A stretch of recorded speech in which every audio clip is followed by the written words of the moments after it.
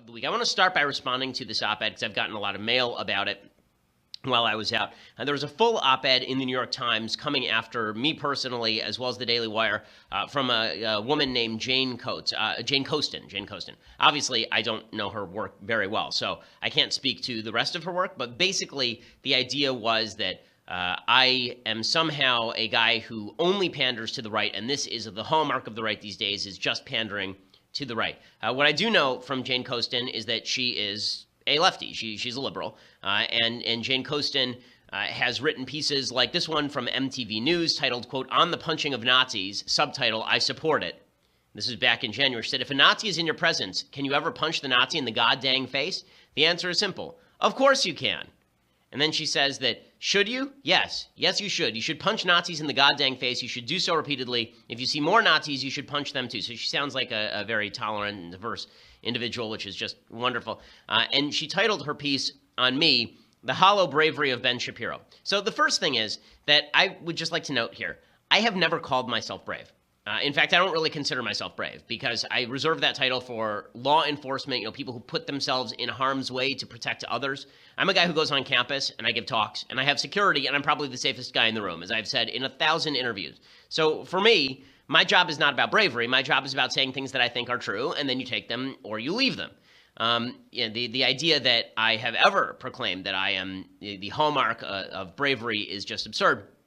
But the piece itself is really designed to attack the entire conservative movement and me as sort of a supposed thought leader in it. So here is what Jane Coaston writes. She writes, "Ben Shapiro, the conservative writer, prides himself on speaking bold truths to liberal power. His shtick goes something like this. Set up a speech in a progressive bastion, ideally a college campus full of coastal elites who have never left their bubble, spar with snowflakes who are offended by something he says about race or gender, or perhaps even believe he never should have been invited in the first place, post the exchange on the internet, and use it as proof that the cultural consensus is stacked dramatically against conservatives. As Mr. Shapiro has put it, the left has run out of aggressors to target. Instead, they've become the aggressors' self-righteous morality police dedicated to wiping out dissenting thought."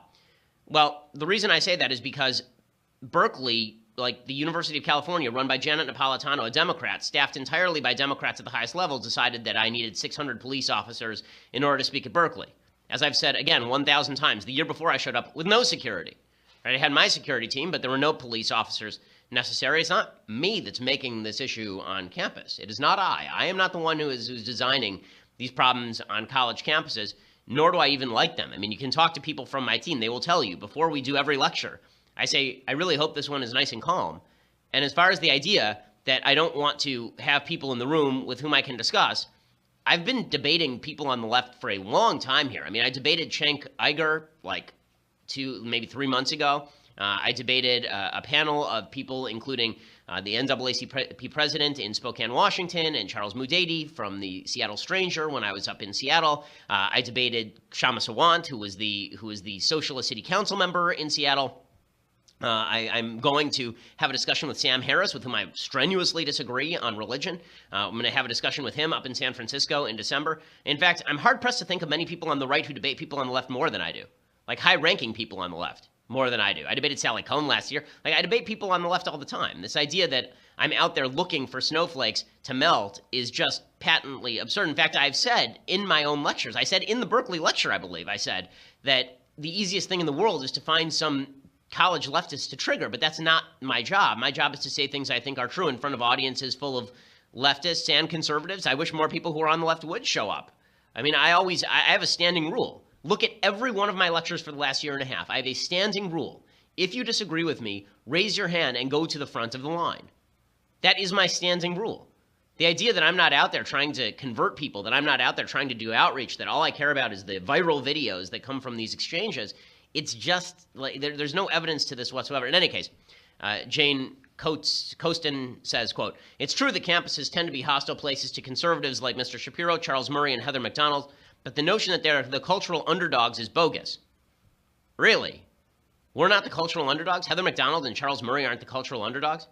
When Charles Murray went to Middlebury College, a leftist professor, I think, broke her collarbone thanks to the students over there.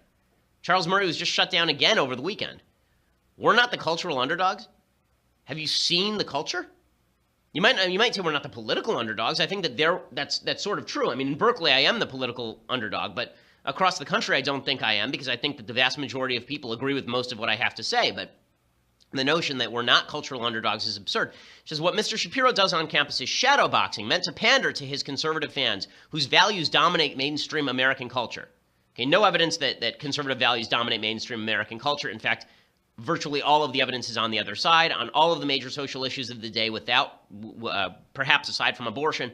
There's no question that there is a leftist/liberal consensus on cultural issues. She said if he wants to be genuinely brave, he challenged some of the wrong-headed ideas held by his right-wing fans. Instead, he uses his megaphone, the website, the Daily Wire, to reinforce what they already believe. Okay, a couple of things here. The idea that I don't challenge wrong-headed ideas held by some of my fans. Again, you have to be ignorant of my work in order to say this. Fully ignorant of my work in order to say this. For the last 2 years, I've taken a very controversial position with regard to President Trump, who, lest Jane Coaston forget, is rather popular among people who support me.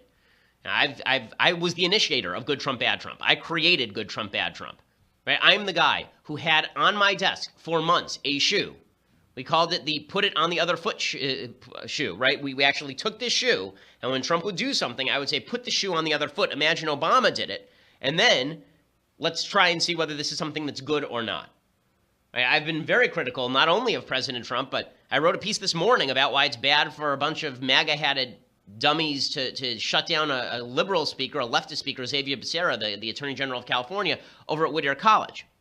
Now, the idea that I don't criticize people on the so-called right side of the aisle is patently absurd. Again, I've criticized the alt-right incessantly, repeatedly. When I left Breitbart, I criticized Steve Bannon. I criticized Steve Bannon when he was appointed to the campaign.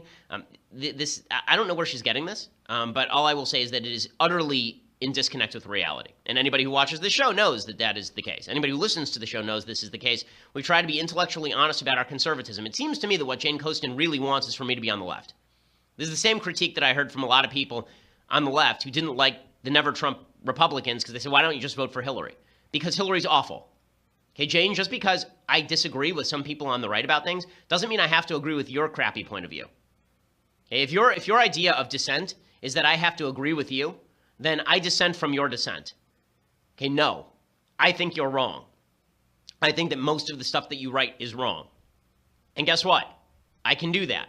Maybe the reason I disagree with you is because I think you're wrong. So what does she use as the example of us pandering? So she picks one example, right? This one example that has been used by the left over the last week when I was on vacation. So she says, on Monday, the Daily Wire published a video that depicted Native Americans as animated savages before the arrival of Christopher Columbus. In one slide, the video lists Native American achievements as consisting of dream catchers, tomahawks, and cannibalism, while stating that Columbus's arrival in 1492 assured the arrival of math and the iPhone.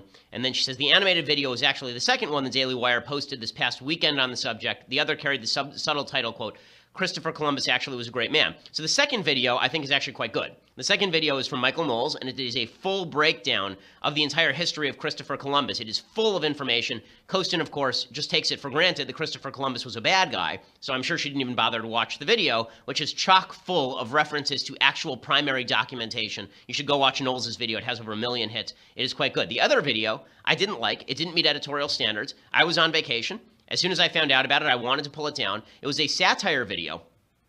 So I wanted to, I was conflicted in the sense that I don't like pulling down satire. I think that satire, you get a broader range than just you would in a normal video. And so I made the mistake of leaving it up for 24 hours. Over that 24 hours, I became increasingly disconcerted with the video. I really was not a fan of it at the beginning. Over the next 24, 25 hours, I watched it a few more times and found that it crossed lines for me that I didn't want crossed. And I took it down and I issued an apology personally for the video being on the site in the first place, which is, as far as I'm aware, what you are supposed to do when a bad video goes up on your site. So, okay, if I really wanted to not tick off my right-wing fans, I would have left the thing up, wouldn't I? And then Coaston spends the next 3 paragraphs talking about not the Daily Wire, but the Federalist, the site run by a friend of mine, Ben Domenech. And she talks about the Federalist pandering to the right, forgetting, of course, that the Federalist has run a number of pieces disagreeing on major issues with other members of the right, that the Federalist has a pretty wide variety of opinion. Mary Catherine Ham, who is a never-Trumper, is on that site. So is Molly Hemingway, who's a very pro-Trump writer, is on that site. And then what does she use as her example of real pandering?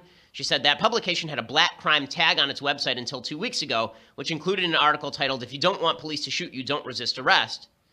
And so a couple of things on that. Number one, black crime tags. Tags, most of the editors at a site don't know that the tag is there, right? A tag is an HTML thing. It's not like every single story gets filed away as a black crime story. There's a tag that somebody in the back end is hitting that puts the HTML in black crime for this site. Now, I don't think there should be a black crime tag, neither did the Federalist, which is why they removed it.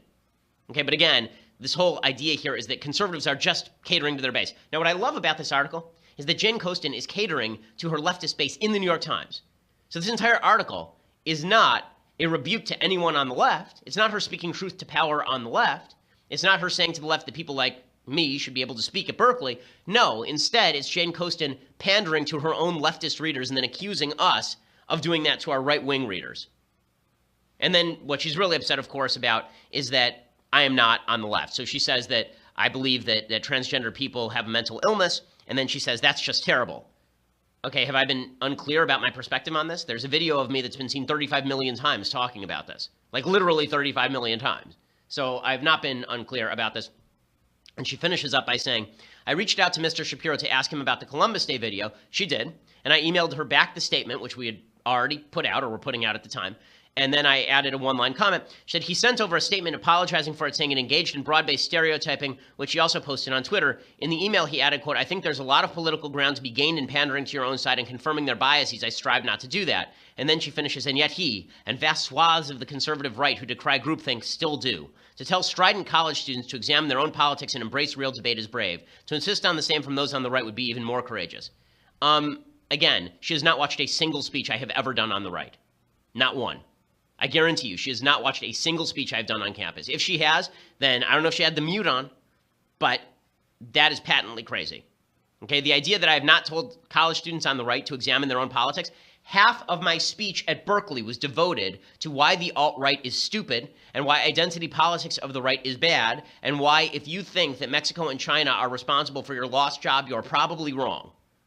Okay, so again, all of this is just dumb. All of this is just dumb, but it demonstrates something that I think is more important, and that is that the left is so concerned with finding enemies that they will find enemies everywhere. Ben Shapiro, the conservative writer, prides himself on speaking bold truths to liberal power. His shtick goes something like this. Set up a speech in a progressive bastion, ideally a college campus full of coastal elites who have never left their bubble, spar with snowflakes who are offended by something he says about race or gender, or perhaps even believe he never should have been invited in the first place, post the exchange on the internet, and use it as proof that the cultural consensus is stacked dramatically against conservatives. As Mr. Shapiro has put it, the left has run out of aggressors to target. Instead, they've become just pandering to the right. What I do know from Jane Coaston is that she is a lefty. She's a liberal. And Jane Coaston has written pieces like this one from MTV News titled, quote, On the Punching of Nazis, subtitle, I support it. This is back in January. She said, if a Nazi is in your presence, can you ever punch the Nazi in the goddamn face? The answer is simple. Of course you can. And then she says that, should you? Yes. Yes, you should. You should punch Nazis in the goddamn face. You should probably be the safest guy in the room, as I've said in 1,000 interviews. So for me, my job is not about bravery. My job is about saying things that I think are true, and then you take them or you leave them. The idea that I have ever proclaimed that I am the hallmark of bravery is just absurd. But the piece itself is really designed to attack the entire conservative movement and me as sort of a supposed thought leader in it. So here is what Jane Coaston writes. She writes, do so repeatedly. If you see more Nazis, you should punch them too. So she sounds like a very tolerant and diverse individual, which is just wonderful. And she titled her piece on me, The Hollow Bravery of Ben Shapiro. So the first thing is that I would just like to note here, I have never called myself brave. In fact, I don't really consider myself brave because I reserve that title for law enforcement, people who put themselves in harm's way to protect others. I'm a guy who goes on campus and I give talks and I have security and I'm praise of the week. I want to start by responding to this op-ed because I've gotten a lot of mail about it while I was out. There was a full op-ed in the New York Times coming after me personally, as well as the Daily Wire, from a woman named Jane Coaston. Obviously, I don't know her work very well, so I can't speak to the rest of her work, but basically the idea was that I am somehow a guy who only panders to the right, and this is the hallmark of the right these days, is